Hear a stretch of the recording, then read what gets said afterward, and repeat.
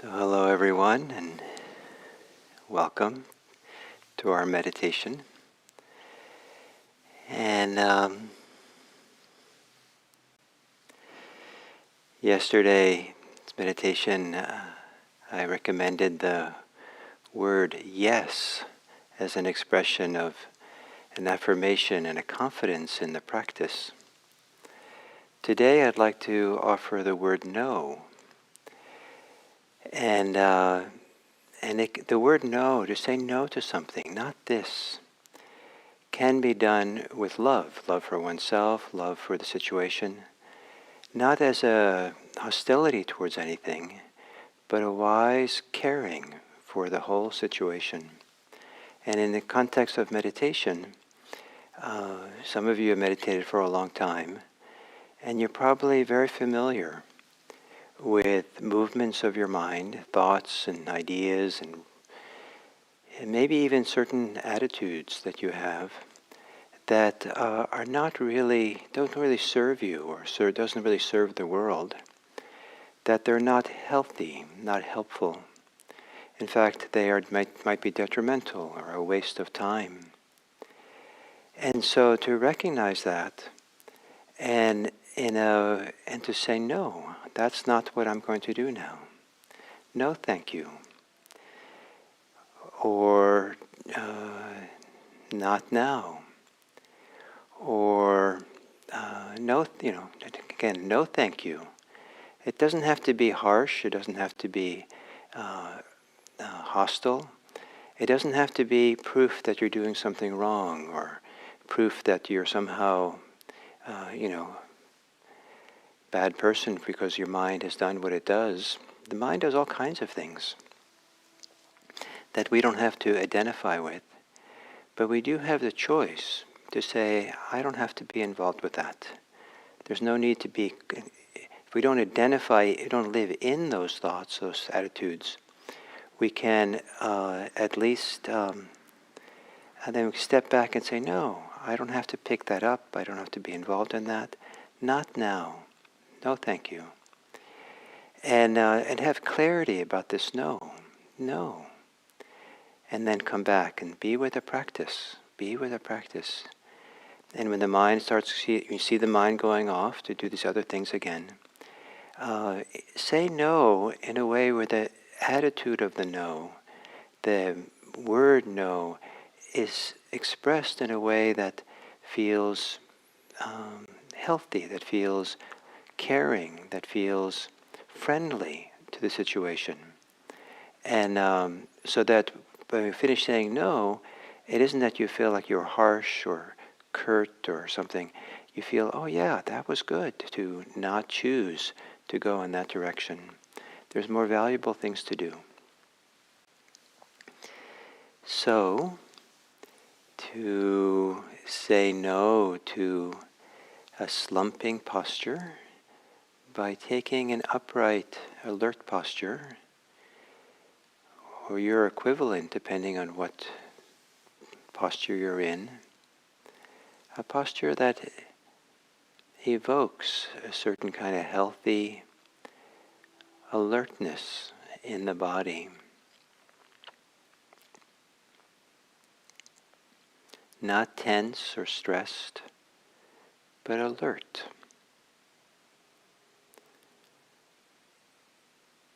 And to lower your gaze, relax the focus of the eyes.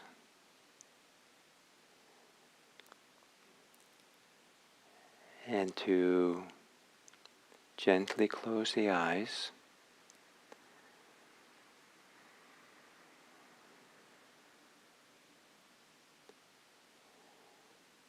And as an affirmation of being here and now, at this time, in this place, you might take a few long, slow, deep breaths.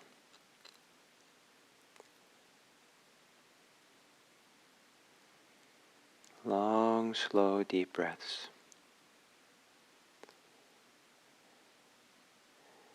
Exhaling, relaxing as you exhale.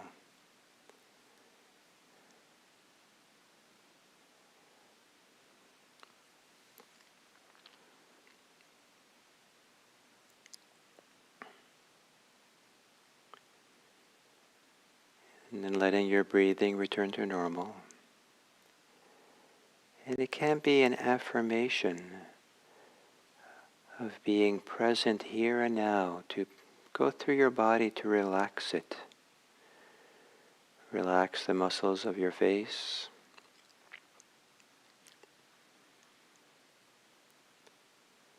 Relaxing the shoulders.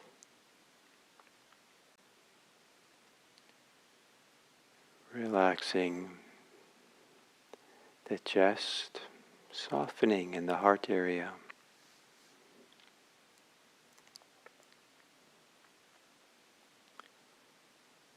And softening the belly.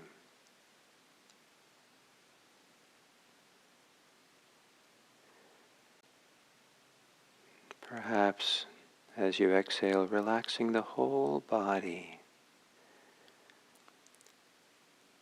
So the weight of gravity and the weight of your body, the pull of gravity and the weight of your body becomes a gentle affirmation. Here, now is the time and place to be.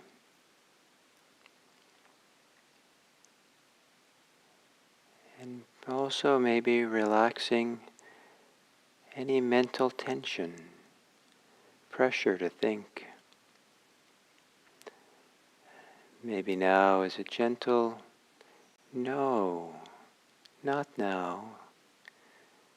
This is not healthy or useful. To continue with the tension and the pressure of the mind.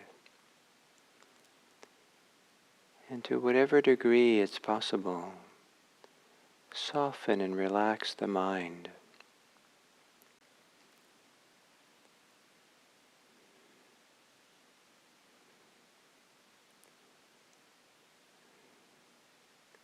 And then to gently settle into the body breathing. Settle into the moment here and now.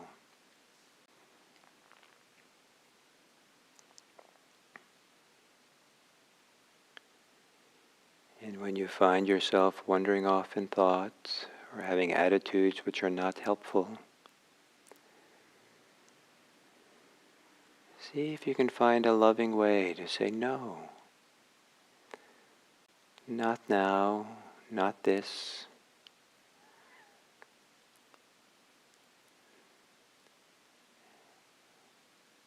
And know that protects you from pouring your life energy into those thoughts, those attitudes, maybe even those feelings. And instead, this valuable life energy that we have, to let it go into awareness, attention here and now, breathing. Breathing in and breathing out.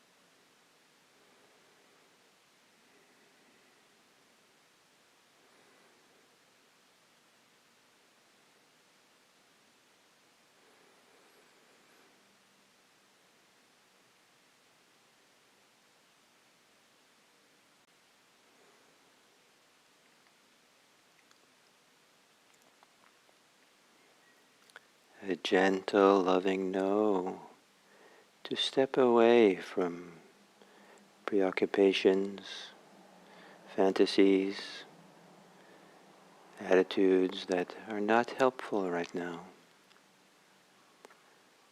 To step away, and then an affirmation, a yes for here and now in the practice.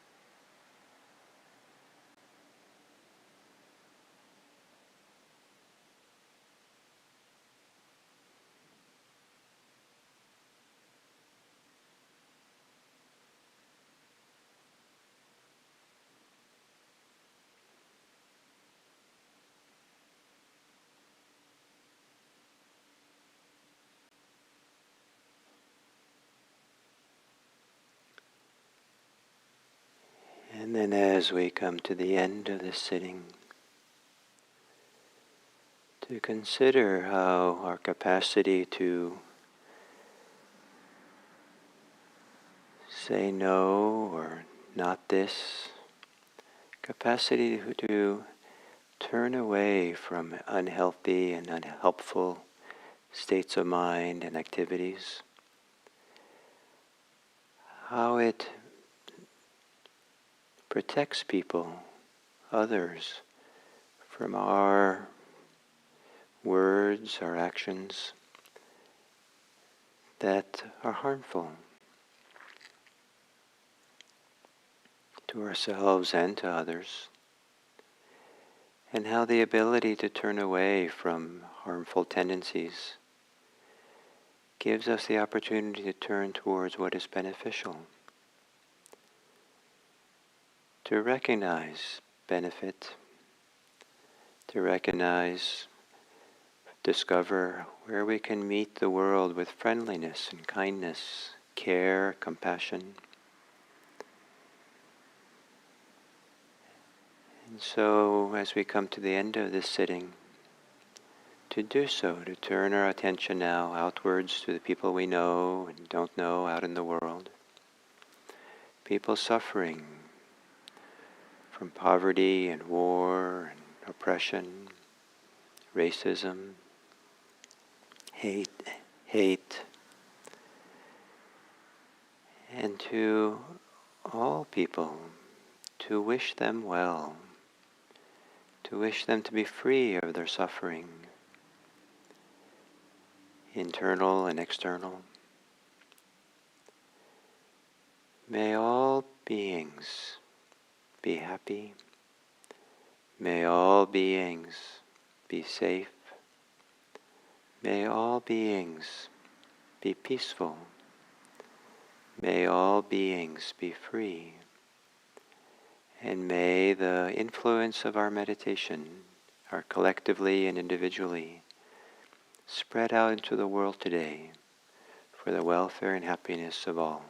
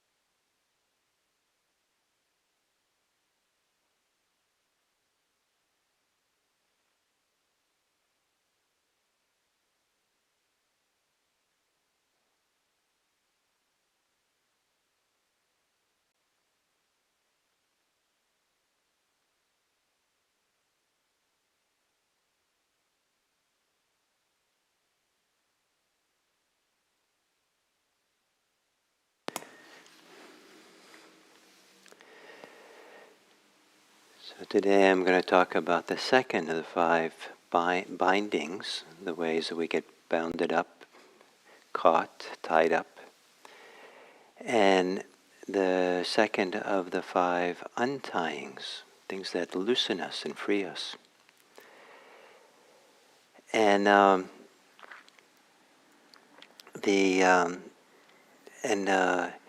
so the second of the bindings is hostility.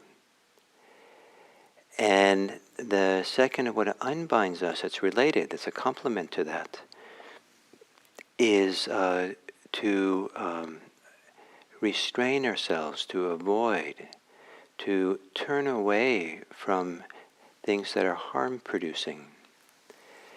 So both of them can involve turning away from something, and so the word aversion, often in English we think of aversion as being a kind of hostility, but it comes from the word avert, which means to turn away from. And so there's two ways of averting.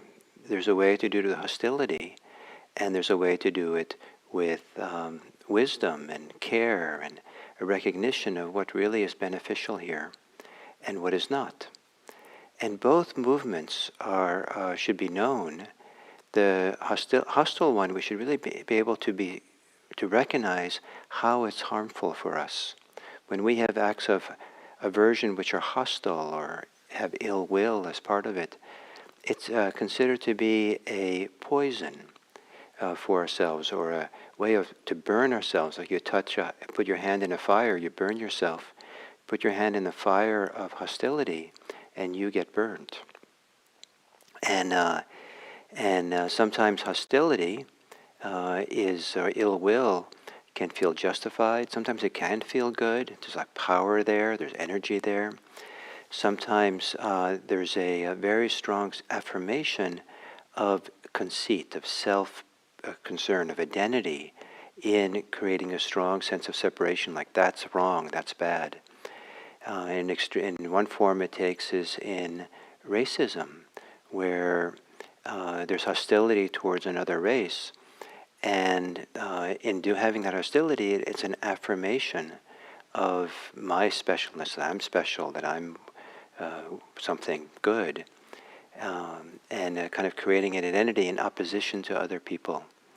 And so hostility, as much as it burns people, there's a confusion about it, where some people go towards hostility to ill will because they feel it's justified, they feel a certain kind of pleasure from it, at the same time as they're being hurt by it and hurting others by it. And so to begin to recognize the impact that ill will has on ourselves is one of the great possibilities of meditation.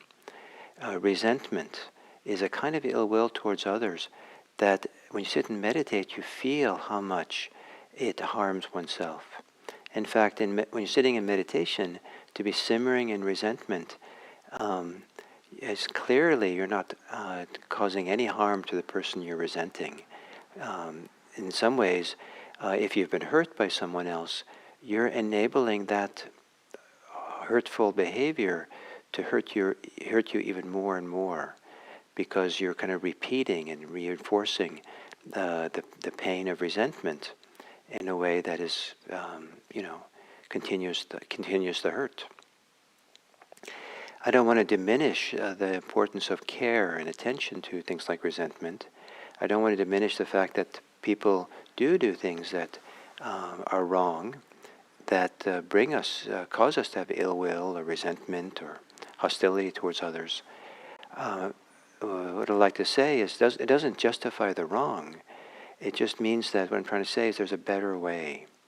There's a better way of living a life than living a life that is motivated by hostility, hatred, and that can take care of ourselves and take care of the world just fine. And one of those ways is to avert ourselves from doing harm, avert ourselves from the internal movements of mind that are self-inflicted hurt to ourselves.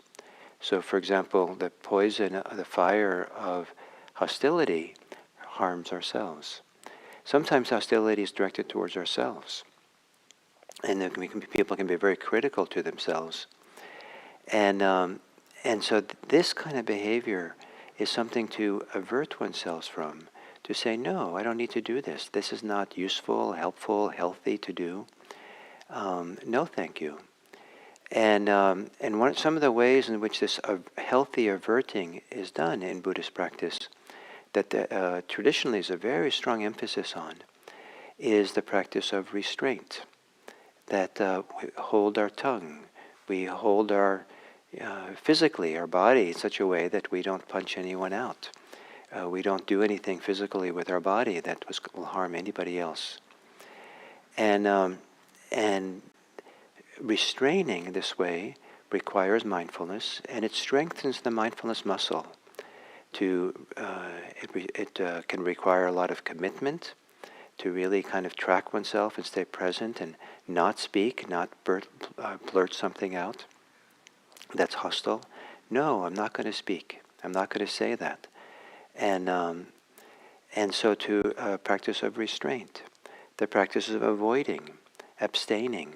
So if we feel like we're going to break one of the precepts, that we're going to kill or steal or cause our sexual activities and cause harm other people, if we're going to lie, if we're going to intoxicate the mind, that there's where averting and saying no, restraint, avoidance, abstaining, averting, no, I have better things to do.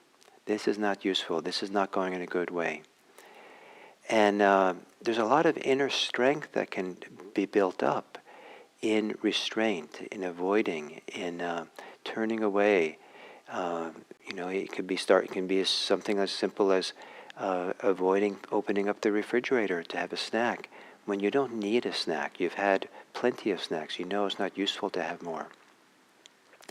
And develop that capacity to say no, to change directions, to avoid getting involved in that direction, in an unhealthy direction. This develops a lot of inner strength that is not meant to be not punitive, it's not harsh, it's not critical. It's actually a kind of done the right way. It strengthens our love, our goodwill, our care for ourselves and others. And so we have to be a little bit careful with the language of using in Buddhist English, using the word aversion, because sometimes people believe that any averting away, any saying no, not this, is somehow a negative form of aversion that should be avoided. That somehow in Buddhist practice we're supposed to just practice accepting mindfulness of everything, be present and accept things and hold things and somehow not ever say no to anything, but just be with things. Certainly there's time and place when practice mindfulness is strong, when the mindfulness overrides the tendency to get involved with unhealthy states of mind, where it can be very powerful, very significant to just hold it in an accepting mindfulness. But we do it because we know that we're not going to act on these impulses. But there is definitely a time to say no. Not this, not now. And in fact, the practice of mindfulness increases our capacity to recognize what is not useful and not pick it up, not be involved in it, not go down that road. Don't need to do that. So two powerful movements, potentially very powerful movements of averting, one towards hostility and one is an expression of kindness, of goodwill towards oneself and others. And there can be power in hostility. That's why some people love it. But there can also be power in this healthy averting. And some people are afraid of that power, that strength. But this is one of the things that we can develop in this practice. And it's easier to develop that power and strength if we know what kind of averting is healthy and helpful for oneself and for others. And then, no, I'm not doing that. And as we become stronger, it becomes easier to not get involved, not pick up things. It's almost like as we become stronger, we're not so easily influenced by the impulses that we have. We still might have them, but they don't land anywhere. They don't get picked up anywhere. because of that strength, because we have something else going, strength of mindfulness, strength of care. So so you might, for this next day, look upon all the movements that you have that are averting movements, where you're turning away from one way and in order to do another way, or just turning away from one way not to do it. And see if you can recognize the distinction between when it's done with hostility, frustration, ill will, irritation, and when it's done with care, with maybe even love or wisdom, with a clear sense of doing what is helpful and beneficial. And hopefully you'll see the difference between these two forms of averting, and you'll see that the healthy averting feels good, that it's beneficial in and of itself to do that movement, to act on that kind of...